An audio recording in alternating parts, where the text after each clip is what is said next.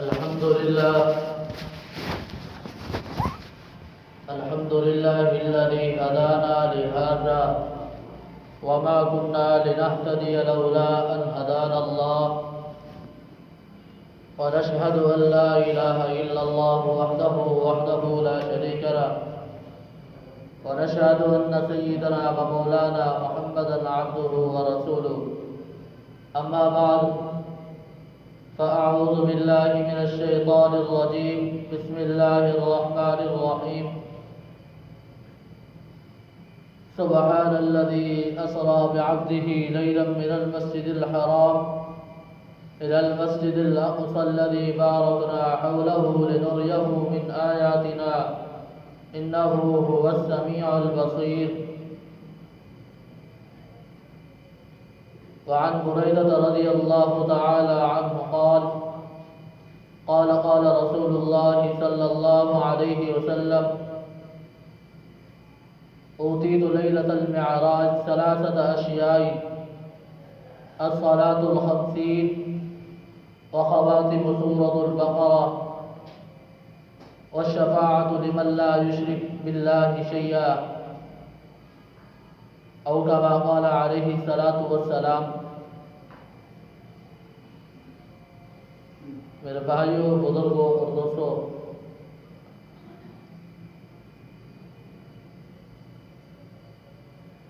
واقعہ معراج حضور پاک صلی اللہ علیہ وسلم کی زندگی کا اہم سفر ہے. معراج النبی صلی اللہ علیہ وسلم قرآن مجید والفرقان حمید سے بھی ثابت ہے. معراج النبی صلی اللہ علیہ وسلم کا واقعہ احادیث مبارکہ سے بھی ثابت ہے. معراج النبی صلی اللہ علیہ وسلم کا واقعہ صحابہ کرام سے بھی منقول ہے. حدیث پاک کے اندر آتا ہے کہ حضور پاک صلی اللہ علیہ وسلم حضرت ام ہانی رضی اللہ تعالی عنہا کے گھر کے اندر آرام فرما رہے تھے. حضور کا اور حضرت ام ہانی کا رشتہ، یہ دونوں چچا زاد بہن بھائی ہیں. حضرت علی المرتضیٰ کی بہن ہے، ابو طالب کی بیٹی ہیں. حضور پاک صلی اللہ علیہ وسلم حضرت ام ہانی رضی اللہ تعالی عنہا کے گھر آرام کر رہے ہیں. اچانک مکان کی چھت پھٹی تو جبریل امین نیچے آئے اور ان کے ساتھ اور بھی فرشتے تھے. آپ صلی اللہ علیہ وسلم کو جگایا. آپ صلی اللہ علیہ وسلم کو بیدار کر کے مسجد حرام میں لے گئے. مسجد حرام میں مقام حتیم میں لٹا کر آپ صلی اللہ علیہ وسلم کے سینے مبارک کو چاک کر کے آپ کی قلب اطہر کو آب زمزم کے پانی سے دھویا گیا. تو آپ صلی اللہ علیہ وسلم کی قلب اطہر کو دھونے کے بعد پھر آپ صلی اللہ علیہ وسلم کی قلب اطہر کے اندر علم اور حکمت کو بھر کر پھر سینے کو ٹھیک کر دیا گیا اور آپ صلی اللہ علیہ وسلم کی دونوں کندھوں کے درمیان مہر نبوت خاتم النبیین کی مہر بھی لگائی گئی. شاہ ولی اللہ محدث دہلوی رحمۃ اللہ علیہ کے بڑے صاحبزادے شاہ عبدالعزیز محدث دہلوی رحمۃ اللہ علیہ نے ایک تفسیر لکھی ہے جس کا نام تفسیر عزیزی ہے. اس کے اندر حضرت شاہ عبدالعزیز محدث دہلوی رحمۃ اللہ علیہ فرماتے ہیں کہ آپ صلی اللہ علیہ وسلم کے سینے مبارک کو 4 مرتبہ چاک کر کے آپ صلی اللہ علیہ وسلم کی قلب اطہر کو آب زمزم کے پانی سے 4 مرتبہ دھویا گیا. پہلی مرتبہ اس وقت جب آپ صلی اللہ علیہ وسلم بچپن کی حالت میں تھے، حضرت حلیمہ سعدیہ رضی اللہ تعالی عنہا کی پرورش میں تھے اس وقت.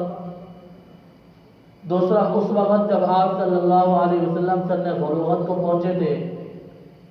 تیسرا اس وقت جب آپ صلی اللہ علیہ وسلم غار حرا کے اندر تھے اور آپ صلی اللہ علیہ وسلم کو مقام نبوت عطا کیا گیا. اور چوتھا اس وقت جب آپ صلی اللہ علیہ وسلم معراج کے سفر کے لیے روانہ ہوئے، اس وقت آپ صلی اللہ علیہ وسلم کے قلب اطہر کو دھویا گیا۔ آپ صلی اللہ علیہ وسلم فرماتے ہیں کہ مجھے باہر لایا گیا، میں مقام حطیم سے باہر آیا، دیکھا صفا اور مروہ کے درمیان ایک سواری کھڑی ہے جس کو براق کہا جاتا ہے۔ اس براق کی کیا صفت ہے؟ اس کا قد خچر سے ذرا اونچا ہے، اس کا چہرہ سفید ہے اور وہ آدمی کے چہرے کی طرح ہے، اس کا چہرہ بھی آدمی کے چہرے کی طرح ہے، اور اس کے دو کان ہاتھی کے کانوں کی طرح ہیں، اور اس کی کمر شیر کی کمر کی طرح ہے، اور اس کے پاؤں گائے کے پاؤں کی طرح ہے، اور اس کے اوپر بہشتی زین، جنت کی زین بھی باندھی ہوئی ہے۔ وہ اتنا تیز رفتار ہے، جہاں پر اس کی پہلی نظر پڑتی ہے وہاں پر اس کا پہلا قدم پڑتا ہے۔ حضور پاک صلی اللہ علیہ وسلم ارشاد فرماتے ہیں میں اس براق پر سوار ہوا، اس براق پر سوار ہوا تو اس براق کے اوپر حضرت جبریل علیہ السلام اس براق کی رکاب تھامے ہوئے ہیں، اور میکائیل علیہ السلام لگام کو پکڑی ہوئی ہے۔ تو میں اس براق پر سوار ہوا، سواری چل پڑی۔ چلتے چلتے جبریل امین نے عرض کیا یا رسول اللہ صلی اللہ علیہ وسلم یہاں پر نیچے اترے اور 2 رکعت نماز نفل ادا کیجیے۔ حضور نے 2 رکعت نماز نفل ادا کی، پوچھا کہ یہ کون سی جگہ ہے؟ عرض کیا یا رسول اللہ صلی اللہ علیہ وسلم یہ وہ مقام ہے، اس کو اب مقام یثرب کہتے ہیں، آپ کو یہاں پر ہجرت کر کے آنا ہوگا، آپ یہاں ہجرت کر کے آؤ گے تو یہ مدینہ منورہ بن جائے گا۔ پھر حضور نے فرمایا میں پھر سواری پر سوار ہوا، دوبارہ سواری پر سوار ہوا، سواری چل پڑی۔ چلتے چلتے وہ مقام آیا جہاں پر حضرت موسیٰ علیہ السلام کو اللہ پاک سے ہم کلامی کا شرف نصیب ہوا۔ اس پر 2 رکعت نماز نفل ادا کی، پھر سواری پر سوار ہوا، چلتے چلتے وہ مقام آیا، بیت الرحم کا مقام آیا، جہاں پر حضرت عیسیٰ علیہ السلام اپنی والدہ کے بطن سے پیدا ہوئے